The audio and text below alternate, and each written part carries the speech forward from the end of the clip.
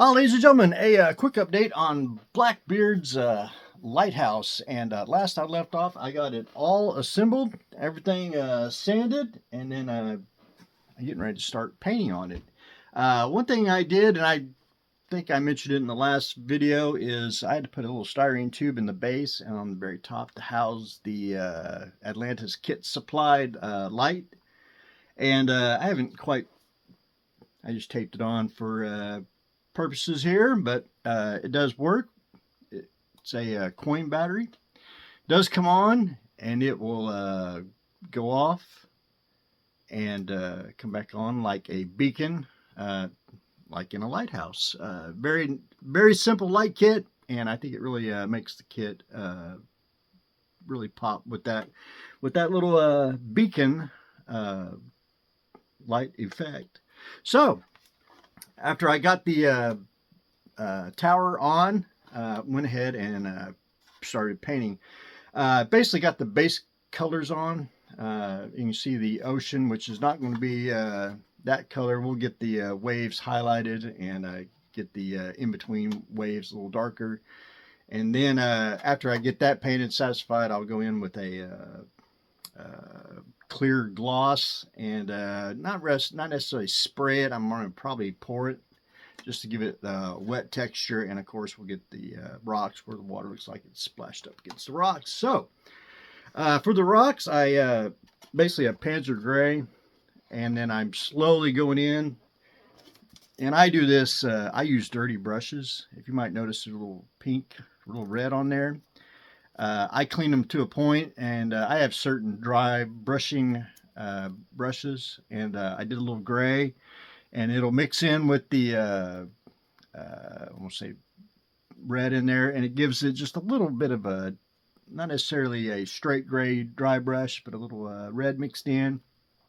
Gives the rocks a little different color texture under. It's very subtle, very faint, and that's the way we like to do it. So I did that on the rocks, and I'm still got to do a couple more highlight passes, and we will get to the upper level.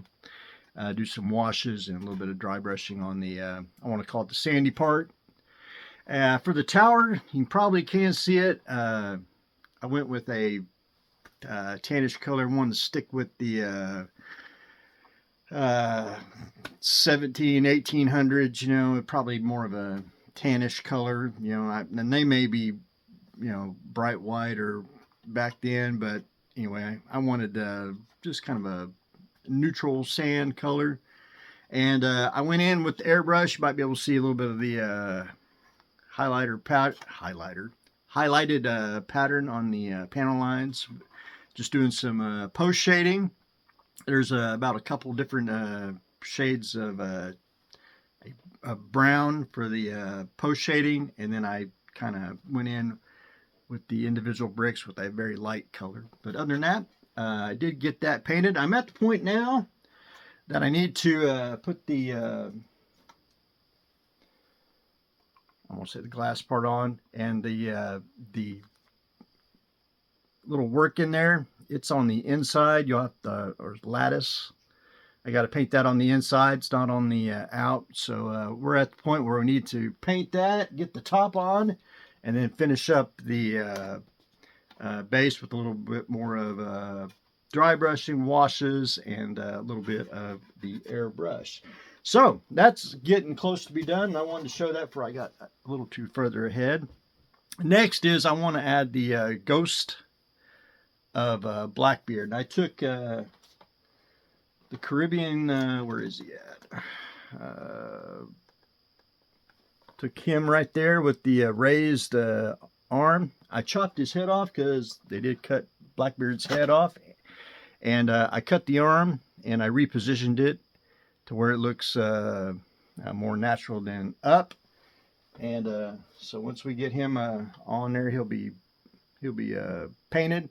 Trying to kind of want to do a little ghostly green, a little bit of a glow on him, just to you know, kind of haunted. But anyway, haunting the Ocracoke lighthouse area with the you know, headless Blackbeard. But anyway, that's as far as I got on him. So hopefully next video I'll get that pretty much finished, and hopefully get Blackbeard finished and put on the base, and we can hopefully finish it up. But anyway, ladies and gentlemen, that's what I got going on today.